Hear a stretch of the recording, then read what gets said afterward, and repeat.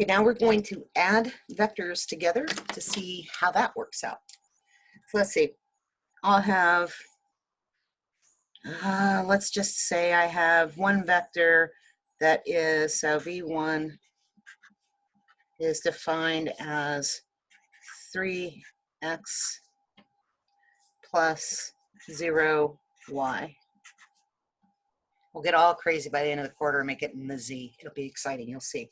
And then v2 is defined as, let's see, negative x plus 0y.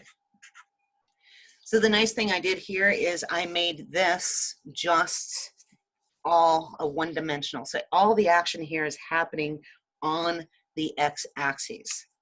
So if I want to say something like, what is vector 1 plus vector 2 equals what, I can do this as a picture. Myself an axis. And then I'll say, okay, so I have one of these vectors is going like this, like that dark, pointing in the 3, whatever that unit is. So it has a magnitude of 3 pointing in that direction. And then the other vector is going 1. That's what that means. It's just negative 1. So it's pointing in the negative x direction, negative 1. So again, let's need to find my axes. Here's my x, here's my y. I don't have anything in the y. I'm just going to add these two vectors together.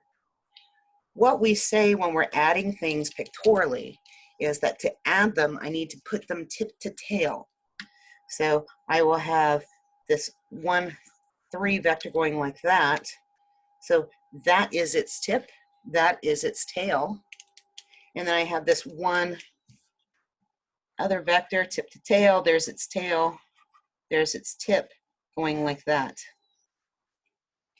This piece that's left over is what we define as the resultant vector. You write that. So this piece left over is the resultant vector. Resultant vector.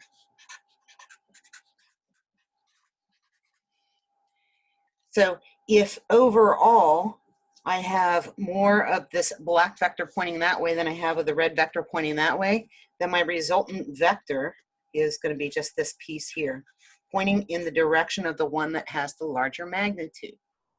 Mathematically, it's a little easier to see, I think, for this. As I look at this, this is just simple addition. It is a positive 3 minus or plus of a negative 1, or 3 minus 1, however you want to look at that. So when I add those together, I'm going to add my x components and I'm going to add my y components. My x components then give me 2 x hat, say 2 in the x, and then 0 in the y. So this is, you'll see this notation, that is my resultant vector. So equals 2 in the x. And the little arrow over the top says that it is a vector. The other thing that you might see notation-wise, and we tend to get really lazy with this, and so I apologize, whoops, not like that, is you'll see these little hat things. That's actually for a unit vector, not just for any old vector. This is just a regular old vector. This thing has